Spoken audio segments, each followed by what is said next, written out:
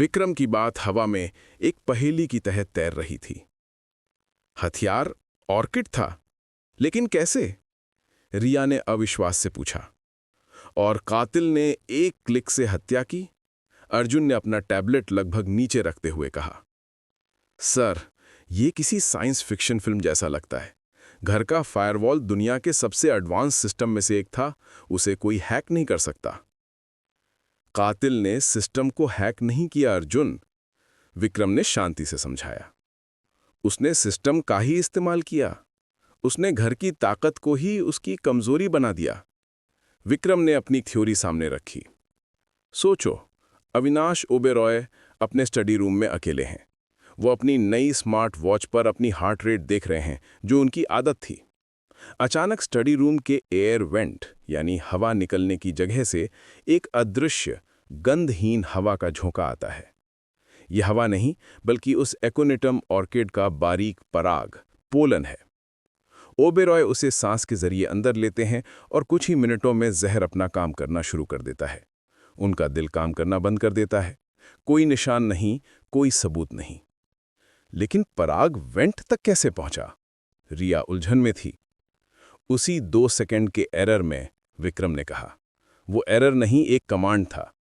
कातिल ने दूर बैठे बैठे ग्रीनहाउस के ह्यूमिडिटी सिस्टम में लगे एक छोटे हाई प्रेशर पंखे को एक्टिवेट किया।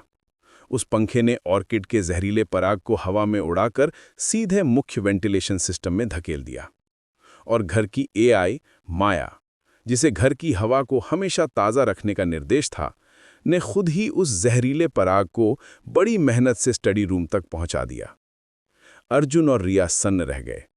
कातिल ने घर की सबसे स्मार्ट चीज, उसकी एआई को ही हत्या का जरिया बना लिया था। एआई ने खुद अपने मालिक के लिए मौत का सामान पहुंचाया था, ये सोचते हुए कि वो तो बस हवा साफ कर रही है। अब सवाल था, ऐसा कौन कर सकता था?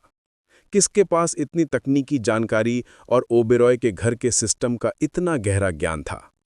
शक की सुई 3 लोगों पर घूम रही थी। ओबेरॉय का बेटा, उसका बिजनेस राइवल, और करण, वो युवा आर्किटेक्ट जिसने वो घर डिजाइन किया था।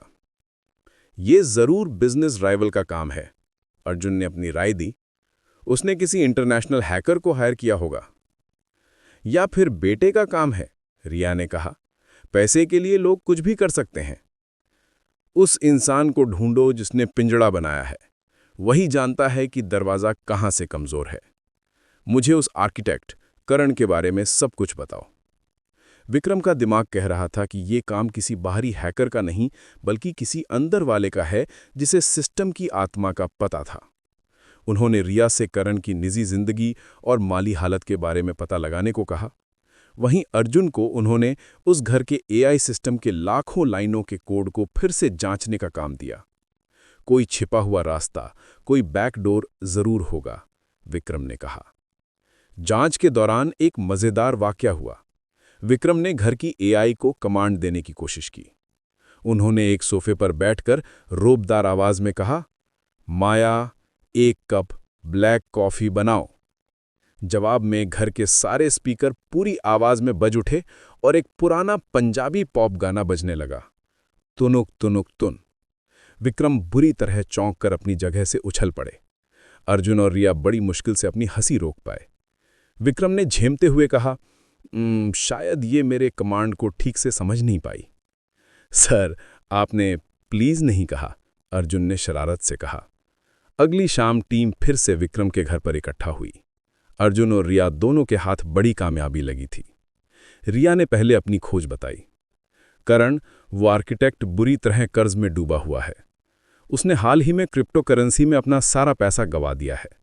रिकॉर्ड्स के मुताबिक उसने ओबेरॉय से अपनी फीस के अलावा एक बड़े बोनस की मांग की थी, जिसे ओबेरॉय ने देने से साफ मना कर दिया था। ये एक मजबूत मकसद था। अब बारी अर्जुन की थी।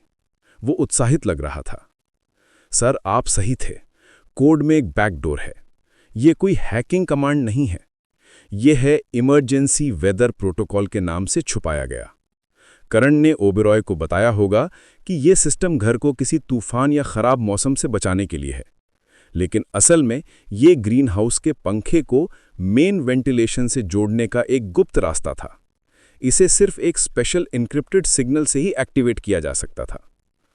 और वो सिग्नल कहाँ से भेजा गया? विक्रम ने पूछा। यही तो मुश्किल है सर, उसे ट्रेस नहीं किया जा सकता। वो किसी भी डिवाइस से भेजा जा सकता था। नहीं, विक्रम ने आत्मविश्वास से कहा। कातिल इतना घमंडी है कि वो सबूत अपने आसपास ही रखेगा। चलो उस आर्किटेक्ट से मिलते हैं। जब वो करण के मॉडर्न सफ़ेद ऑफिस में पहुंचे तो वो बिल्कुल शांत था। उसने हर आरोप से इनकार कर दिया। ये सब बकवास है, आप ये साबित नहीं कर सकते कि मैंने कोई सिग्नल भेजा। उसका आत्मविश्वास देखने लायक था। विक्रम की नज़रें ऑफिस में घूम रही थीं। तभी उनकी नज़र करण की मेज पर रखी एक अजीब सी डिवाइस पर पड़ी। वो किसी कलाकृति की तरह दिखती थी। एक छोटा सा ग्लोब जो हवा में घूम रहा था और उसके चारों ओर मौसम की जानकारी डिजिटल अक्षरों में तैर रही थी। ये क्या है? विक्रम ने पूछा। करण के चेहरे पर घमंड की एक मुस्कान आई। ये मेरा पर्सनल वेदर स्टेशन है। ये सिर्फ मौसम का हाल नहीं, बल्कि मेरे बनाए सेंसर नेटवर्क के जरिए अगले 24 घंटे के मौसम को 99% सटीकता से प्रिंट भी कर सकता है। ये मेरे दिमाग की उपज है। बहुत खूब, विक्रम ने कहा और उस डिवाइस को अपने हाथ में उठा लिया। तो ये अपने सेंसर से डेटा लेने और उनके कमांड देने के लिए एक छोटा मगर पावरफुल ट्रांसमीटर इस्तेमाल करता होगा? करण ने हाँ में सर हिलाया। एक ऐसा ट्रांसमीटर, विक्रम ने अपनी आवाज धीमी करते हुए कहा, जो इतना पावरफुल हो कि यहां से पास की पहाड़ी पर बने एक घर तक एक छोटा इनक्रिप्टेड सिग्नल भेज सके। तुमने कोई फोन या लैपटॉप इस्तेमाल नहीं किया क्योंकि तुम्हें पता था कि वो ट्रेस हो सकता है। तुमने सिग्नल अपनी इस कलाकृति से भेजा, एक ऐसी चीज जिस पर कोई कभी शक नहीं करेगा। करण का चेहरा पीला पड़ गया। उसकी सांसें तेज हो गईं। अर्जुन ने तुरंत उस डिवाइस को अपने लैपटॉप से जोड़ा। कुछ ही सेकंड बाद उसने सिर हिला दिया। सर, ट्रांसमीटर लॉग में एक आउटगोइंग सिग्नल है, ठीक उसी वक्त का जब ओबेरॉय के घर में एरर आया था। सिग्नल का एन्क्रिप्शन पैटर्न भी मैच कर रहा है। खेल खत्म हो चुका था। करण का घमंड ही उसे ले डूबा। उसने अपने बुद्धिमानी का सबूत अपने सामने मेज पर ही सजा रखा था। उस रात माल रोड की एक दुकान पर चाय पीते हुए रिया ने विक्रम से पूछा, आपको उस वेदर स्टेशन पर शक कैसे हुआ?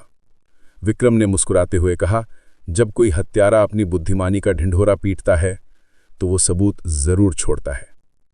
वो दुनिया को दिखाना चाहता है कि वो कितना जीनियस है। करण ने भी यही किया। अर्जुन चुपचाप चाय पी रहा था। उसने आज सीखा कि सबसे बड़ी टेक्नोलॉजी भी इंसानी फितरत को समझने की कला से बड़ी नहीं हो सकती।